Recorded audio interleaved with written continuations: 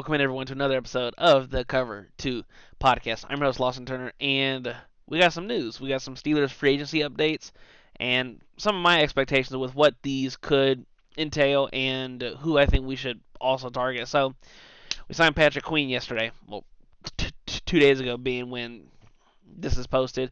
I think that this was an outstanding fit. The second I saw the update go across my phone, I was in awe. I didn't know any reports that we were targeting Patrick Queen. I think this is outstanding. We've had inside linebacker issues for the better part of 3 years now.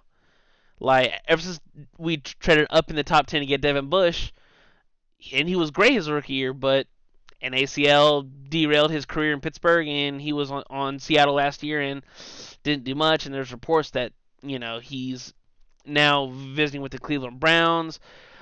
But we've been really hurting in the inside linebacker position since Ryan Shazier's tragic injury. That shit hurt. I was in pain when Shazier went down as all of Steeler Nation was. It sucks, and we've been trying to find that next gem at the inside linebacker position. And I think Patrick Queen can be that. Is he as rangy as Shazier was?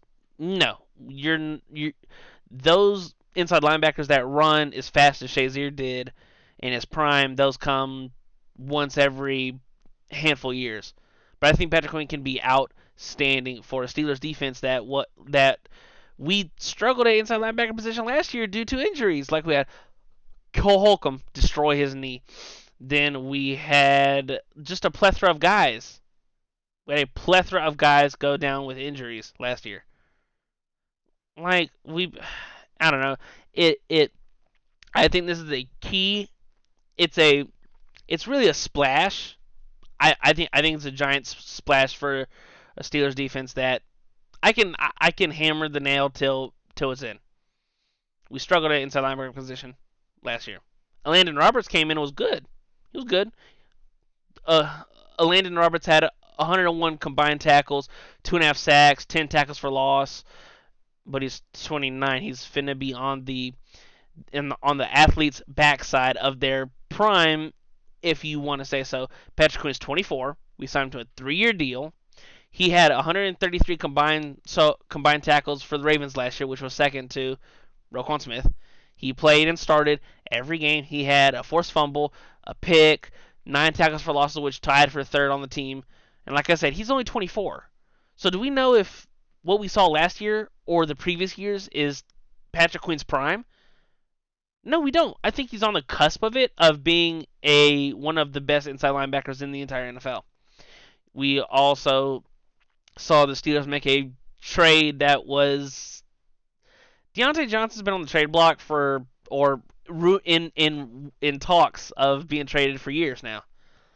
And I think he's a good receiver. He's had drops issues in the past, but he's an outstanding route runner. He has good hands now, and I think it's a move both teams needed to make per reports. We moved him to Carolina. We paired Diontae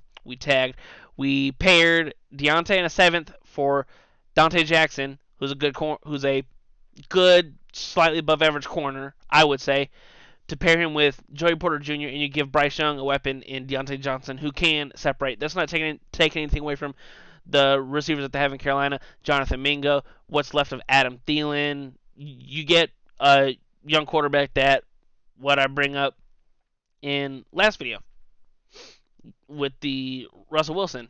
You give quarterbacks weapons and targets.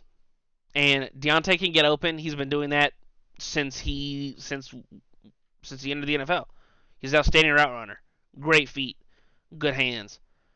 But I think it's a mutual. It works for both sides. It flat out works for both sides. You pair Joey Porter Jr. and Dontae Jackson together, and I think that it's going to be like historically the Steelers, we love to run man. And Joey Porter's a tall, fast, physical, great ball skills, rangy corner. and we pair him with Dontae Jackson, who's a fast, good man cover corner. I think it made sense to me. Yes, you trade 1-to-1, so now your only good or notable household name in the Steelers wide receiver room is George Pickens. So there's a hole there. I saw reports that Tyler Boyd could be coming home to play for the Steelers. That I would love that. Tyler Boyd, in all his years in Cincy, we know him well. He's been in our division his entire career. He's great in the slot of getting in and out of his cuts, sure hands. Like I said, good route runner. I think I I wouldn't say he's the best blocker per se in an Arthur Smith offense next year. That I would assume we're going to run the ball a lot more than what we have in past years, because we saw over the past 3 years our run game has really picked up towards the tail end of seasons as opposed to being a constant thing throughout. And I think that with a pickup of Tyler Boyd, I think he would do good. I think he can do good in the run game. Not could. I think he would do good in the run game. And now that's still two good receivers. So I would love, and I don't know if we can move up in the draft to get him. I don't know if he'd fall to us at 20, but if we could somehow pick up Rome Odunze, that would be awesome. I would love if Rome Odunze fell to us, or if we traded up a couple spots, depending upon how far he fell, to get him.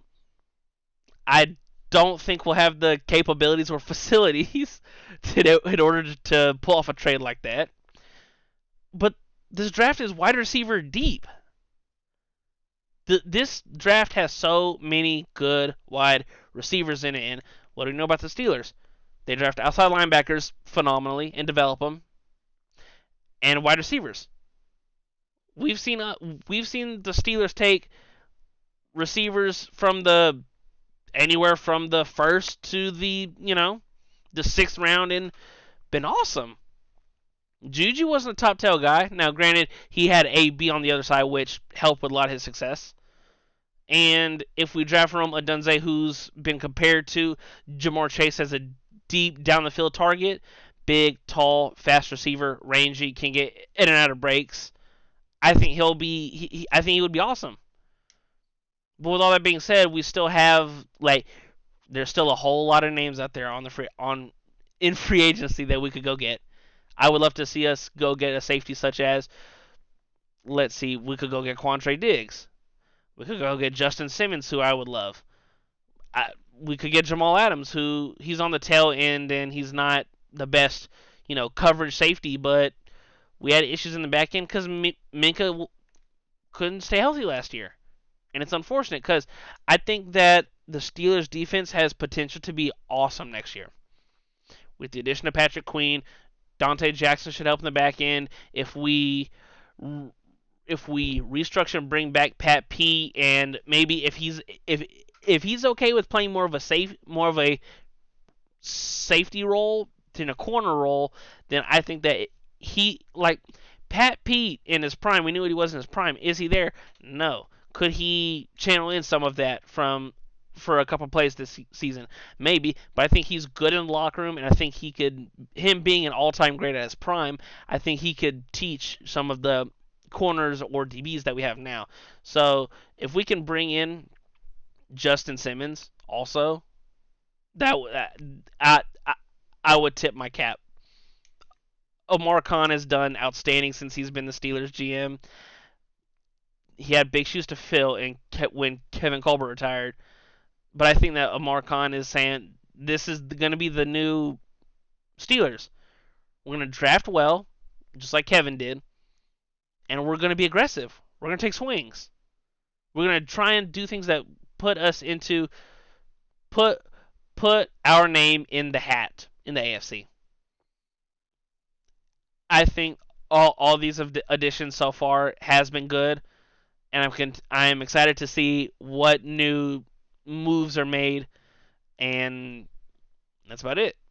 I am just flatly excited to see what moves are left to be made, because we still, once again, like I said, Justin Simmons out there, Tyler Boyd is out there. go get one, if not both of them. Just go get them. It's free agency. One thing you have to give up to get them is money and salary cap on your books. That's about it, guys. Thank you all for watching. I will go over free agency or what's been going on in free agency in a video that will be coming out tomorrow. Like I said, thank you guys for watching, and I will talk to you guys shortly.